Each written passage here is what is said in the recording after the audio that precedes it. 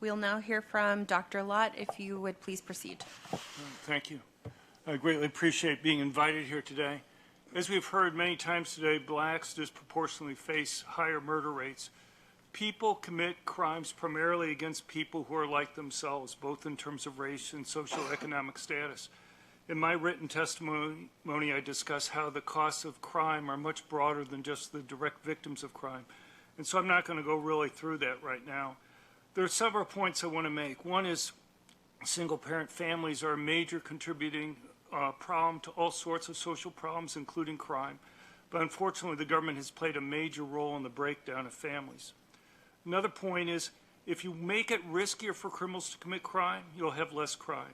You can stop crime with higher arrest rates, higher conviction rates, longer prison sentences, but you can also do it by letting victims be able to go and protect themselves with guns.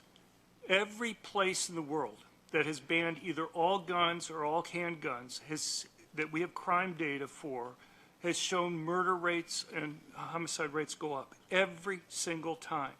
If guns on net are bad, as some have argued, you would think it would be easy to find lots of places that have banned guns where you see murder rates go down or at least stay the same, and yet every time they go up. If by randomness you'd think once or twice you would go and see that murder rates would go down, but yet they go up every single time. And the question is why? And the basic point is that when you ban guns, it's the most law-abiding good citizens who turn in their guns, not the criminals. And to the extent that you disarm law-abiding citizens relative to criminals, you may take a few guns away from criminals, you actually make it easier for criminals to go and commit crimes. And this point applies to gun control laws generally, not just bans. You have to be careful that the gun control laws that you're passing aren't going to primarily disarm the victims that are there. I just want to make a couple quick points from earlier panels. With all the discussion about guns, it's important to recognize that 92% of violent crime has nothing to do with guns. Firearms are not the leading cause of death of children, despite being referenced several times today. A number of references have been made to AR-15s. Just so people know, AR-15s are small caliber, semi-automatic hunting rifles. They just look different, but they function identically to any semi-automatic gun. About 85% of the guns in the United States are semi-automatics.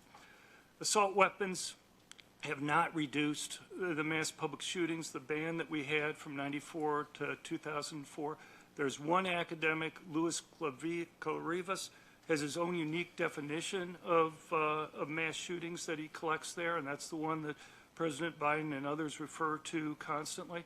But the problem that you have with that is that if you look at the percent of mass shootings, mass public shootings that involve assault weapons, even using his unique measure, it actually went up during that period of time. And the only way that could drive a decline is if the share fell over the period. As far as mass public shootings being a uniquely American problem that was mentioned by several of the people today, if you look over the last 20 years, the United States accounts for 4.6% of the world population, but 1% of the world's mass public shootings. There are many countries in Europe that have higher per capita rates of mass public shootings than the United States has. Guns in the home do not increase the risk of homicides and suicides. I can talk about that. I was chief economist for the U.S. Sentencing Commission, and I can tell you the sentencing guidelines increase disparity rather than decreasing it. And academic research shows that poverty rates changes only explain 1% to 2% of the variation in crime rates. On to other things. If my research convinces me, if anything, it is the most vulnerable people in our society who benefit the most from having guns and are harmed the most by gun control. The people who benefit the most are two groups. The people who are most likely victims of violent crime, and that overwhelmingly tends to be poor blacks who live in high crime urban areas, and people who are relatively weaker physically, women and the elderly. And unfortunately, gun control laws discriminate against the poor and minorities. Let me just talk about background checks as an example. We frequently hear that there are 4 million dangerous, prohibited people that have been prevented from buying guns because of background checks. That's simply false. What they should say is there have been 4 million initial denials, and virtually all of those, about 99% of those, are mistakes, false positives. The thing is, when you go and you buy a gun, you're providing all this information. What they do in the next background check is look at roughly phonetically similar names and similar birthdays. The problem is that people tend to have names similar to others in their racial groups. Hispanics have names similar to other Hispanics. Blacks tend to have names similar to other blacks. 33% of black males are felons. 18% of Hispanic males are felons. 6% of white males are felons. 3% of Asian males are felons. Where are you most likely going to see the mistakes being made then when you have looking at things like roughly phonetically similar names? You're going to be discriminating against law-abiding, good black and Hispanic males simply because they have a roughly phonetically similar name to somebody who's a felon, who's prohibited. If private companies did background checks in the same way that the federal government does, under federal law, they'd be sued out of business. Why can't we require that the federal government have to meet the same standards for doing background checks that private companies have to meet? You look at the fees. If I were to go and give John or somebody else here a gun here in D.C., we'd have to go through a background check. It costs $125 to do a background check on a private transfer of a gun. I'll give you an example. Let's say I'm going to give one other person 4 guns. One person giving one other person 4 guns, you think it's just one background check because the same person is getting all guns. In D.C., in most of the other states that have these background checks, these universal background checks, they require a separate background check on each gun. So rather than $125, it would cost $500 for me to transfer the guns from one person to another. Give me a benign explanation for why that's set up that way, other than just to make it costly for law-abiding people who are trying to go out of their way to go and obey the law to be able to go and protect themselves and their families. There's no other benign explanation other than making it costly. Who do you think you're stopping? You're stopping poor people. And the same thing with the errors in the background check system. You have a situation where middle income. Dr. Lott, if you could wrap up. You've let people go for over a minute earlier today. I'm almost done. Just go ahead and finish.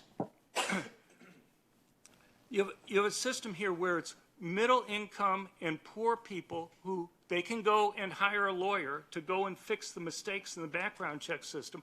But who wants to pay $3,000, even if they want to have a gun, even if they can afford to do it, just to fix a mistake that the government made and not the individuals? Thank you very much for your time. Okay, thank you. Commissioner Jones. Thank you, Madam Chair, for recognizing me. You know, earlier on in this panel, I heard probably the greatest concentration of disinformation that I've seen in such a short time span. I served on the House Judiciary Committee with Jim Jordan and Matt Gaetz. The wackiest, probably, thing to emerge from this panel is somehow the idea that because of the commonality of black names, that universal background checks would not be effective at stemming the uniquely American problem of gun violence. And then, of course, there was also disinformation about what an assault weapons ban would actually accomplish. And so, Professor Sharkey, you're someone who's brought a lot of analytical rigor to your scholarship. Is there anything you'd like to respond to that was stated by Mr. Lott, for example, earlier on today's panel? Well, this is a really hard topic to study, and I do think, there needs to be improvements in research, and over time there have been steady improvements. The virtual consensus. So, Dr. Lott has published a lot of research on gun laws. I think it's safe to say that most of that research has been debunked at this point. I don't mean to be disrespectful, but the consensus that has emerged is that the argument that more guns leads to less crime is wrong. What we know is that there are a set of policies, most of them enacted at the state level. That's where we get the variation that we need to come close to identifying causal effects. Some of those policies, the most common ones that have been shown time and again to be causal and effective at reducing gun deaths. And I'm going to say gun deaths because it's not just homicides, it's suicides and gun accidents as well, are universal background checks, waiting periods, prohibited possessor laws, which do not allow people with domestic violence history or records to have access to guns. Now, other policies have much more mixed evidence. I think concealed carry laws, which Dr. Lott has studied, have mixed evidence. I'm not going to come out and say that there's slam dunk evidence that violence is going to fall next year if we get rid of concealed carry laws.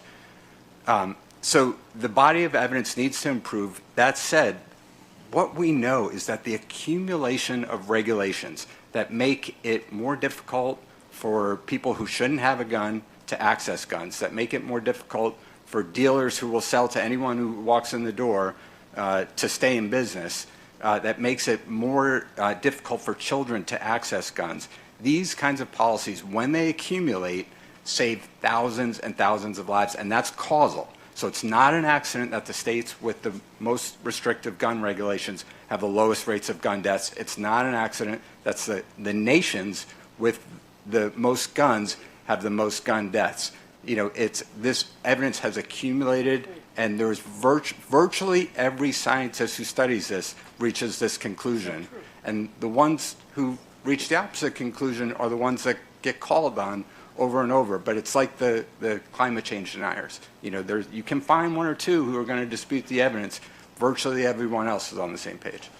Thank you, Professor. Go ahead, Dr. Lott. Your microphone. Professor Sharkey didn't deal with what I thought was the most basic part of the question, is are there mistakes in the background check system? And, you know, just to give you an idea here, one of the big criticisms have been made when you have a Democratic president. Republicans say Democrats aren't enforcing the gun control laws. When there's a Republican president, Democrats say that. What's Exhibit A is the denials in the background check system. You almost never see prosecutions. You may say 200,000 times that people have been stopped because of the background check system. You see 20 prosecutions and 12 convictions.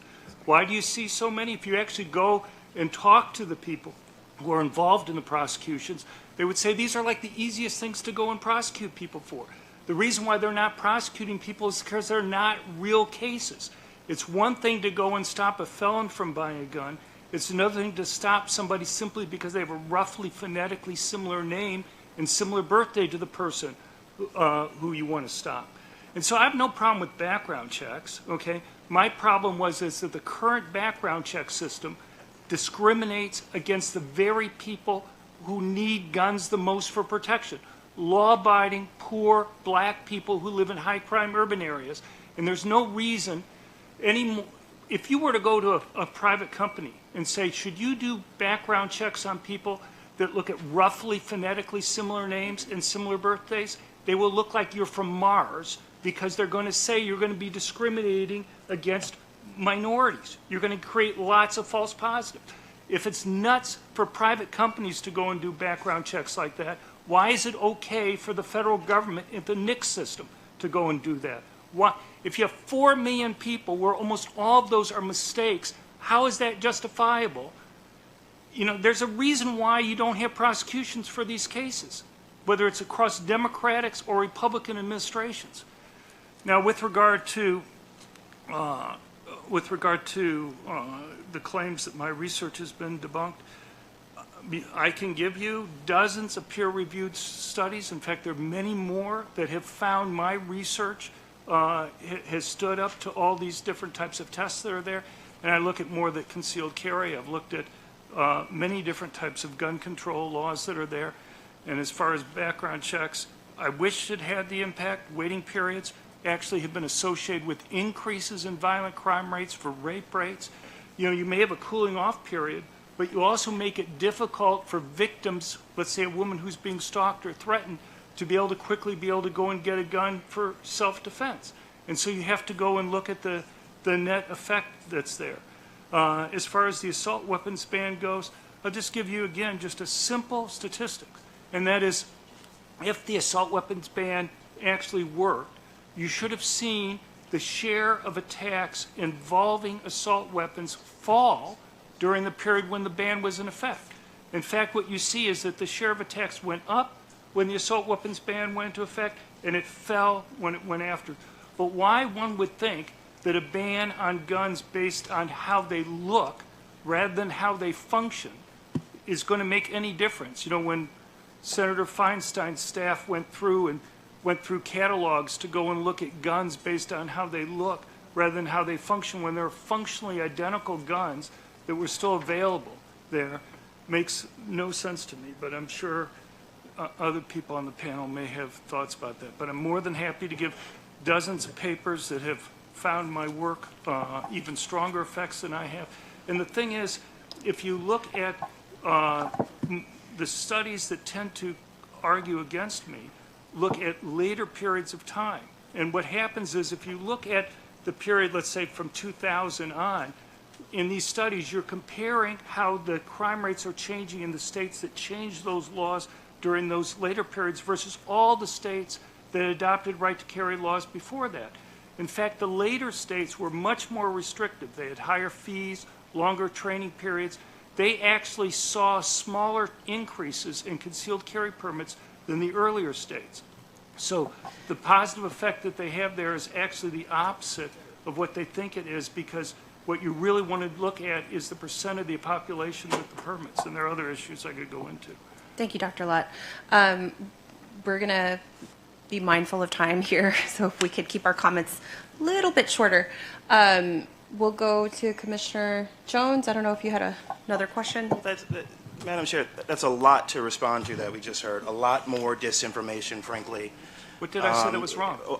Almost everything, sir. And by the way, I'm looking at a 2-page document, just probably 20 different examples of how you've been called out for erroneous statements, much of which looks to be deliberate. But one of the things you added today, you suggested, in fact, you stated explicitly that, you know, you mentioned 4 million names, and you said almost all of those background searches have been inaccurate. Do you want to clarify that statement? No, I don't want to clarify. Oh, my goodness. Okay.